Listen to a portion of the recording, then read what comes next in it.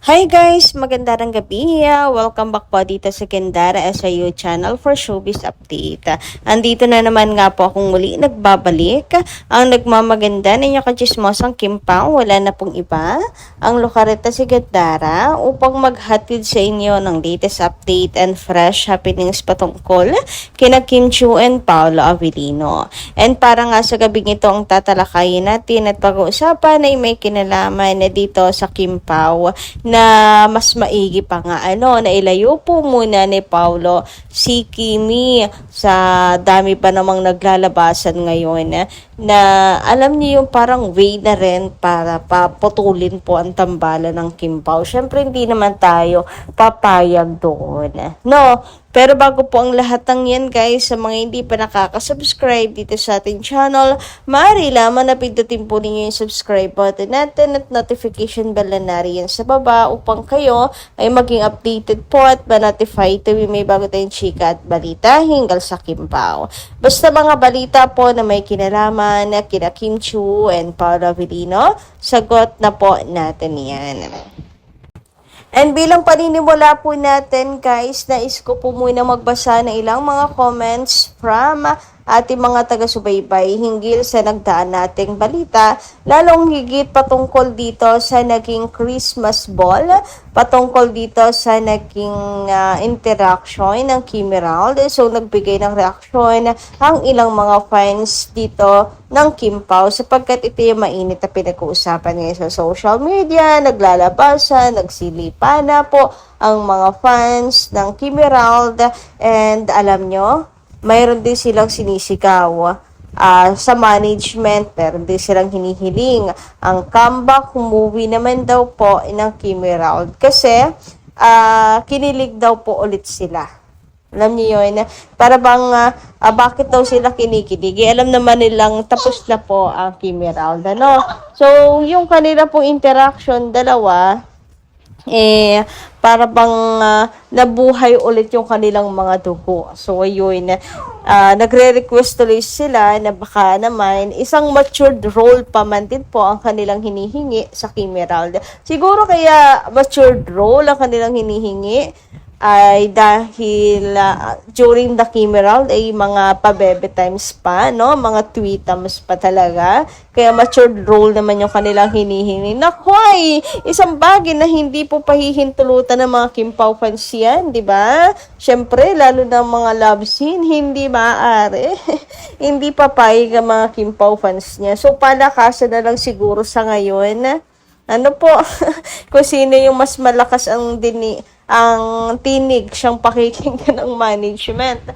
So, ito yung komento naman po ni Saida Morucci. Okay, magandang gabi. Shoutout sa inyo. Sabi niya dito, walang respeto yung lumapit kay Kim. Hindi na siya pinapansin, lumapit pa sa kanya. Huwag na magtiwala sa tao. Hindi pagkakatiwalaan na alam natin ang karakter ni Paolo. May karapatan siya kay Kim. Wala nang ibang mahal natin ang Kim Pao. So, ayun na nga, mayroon daw pong karapatan si Paolo kay Kim Chiu. So, kaya dapat, walang iba pong dapat na tayong pagkatiwalaan, ganyan, kundi Kim Pao lang. No to comeback project ate, ibig sabihin dito ni Ma'am Saida. But anyway, ayun nga, wala daw respeto. Hindi ata niya nagustuhan yung paglapit ni Gerald kay Kim. Although wala namang masama doon, inuulit ko. Pero dahil, ayun nga, isa rin tayo siya nasaktan dahil sa mga pinagdaanan ni Kim Chiu. Ayun, merong mga tutol talaga. Anyway, sabi naman dito ni Latin Home Hunter, magandang gabi din sa inyo. Sabi niya dito, Miss Gandara, thank you kay Sam sa pag-protect kay Kimi. Kasi alam naman ni Sam ang istorya ng Kim Pao. Kaya hindi siya pinabayaan ni Sam. Thank you, Sam! Bisaya din kasi yan si Sam. Kaya maaasahan mong kaibigan. Hindi kanyan iiwanan na bilang kaibigan at maaasahang tunay. Pasalamat si Paolo Tondol si Sam. At si Kimi naman ay napakatalino naman yan na babae. At kahit pa Maraming nagkaka-crush sa kanya kahit saan pa magpunta yan, baliwala sa kanya ang lahat. Dahil ang nakaukit sa puso niya ay ang pinakamamahal niya na si Paolo. Diyan siya pinakamasaya. Ayan, pagmahal mo ang isang tao kahit kayong dalawa lang, walang kasing saya.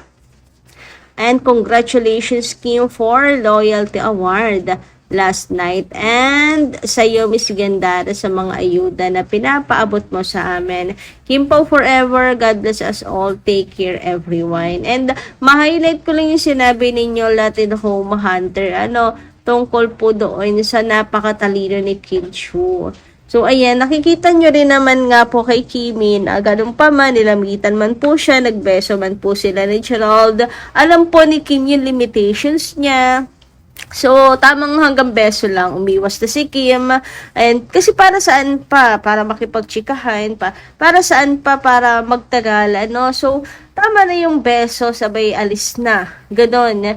So, wala naman tayo nakikita bitterness kay Kim, nakangiti naman siya. It's just that pinuputol na lang yung mga bagay na maaari pang humaba na pag-uusap nilang dalawa. 'Di ba? So, ayun, at least nakisama si Kim, at least bumati si Kim, at least namansid si Kim, at least hindi nag-attitude si Kim. Ayan, nangingibabaw pa rin yung kanyang kabutihan kahit meron pong nagawang masama sa kanya yung tao. 'Di ba? Ayan, masabi na po nating masama kasi hindi naman talaga maganda yung sinaktan niya si Kimi. Okay, lalo na't first love siya ni Kim Chu. Syempre siya yung kauna-unahang tao na pinagkatiwalaan ni Kimi ng kanyang pagmamahal. Lalo na't si Kim, talagang, parang meron pong sa puso na ang mga lalaki manloloko, tas pinatunayan pa. Okay, anyway, ayun na nga. Napakatalino ni Kim Chu, marunong po siyang umiwas. Kaya wala rin naman dapat ipangamba ang mga fans at si Paula Avellino. Huy! Samantala, sabi naman dito ni Ma'am Virgie Cachilian, maganda ng gabi. May respeto kasi si Sam kay Paolo na naging mabuti sa kanya sa set ng The Alibay. Ayon naman dito kay Alan Doblas, maganda ng gabi din po sa inyo. Sabi niya, magandang gabi, Miss Sandara. Uy, Gandara. Huwag tayo mag-alala. Kaya loyal yan kay Paolo Avellino. Kim Pao forever and God bless Kim Pao. So ayan, napaka-positive naman ang comment ni Sir Alan at ni Ginang Virgie dito. So totoo yan, hindi tayo dapat mag-alala kasi loyal po si Kimi. At the same time, si Sam, thank you so much talaga sa buhay mong hiram. Okay, mabuhay ka hanggat gusto mo. Thank you so much at talagang gumawa ka rin ng paraan to interrupt.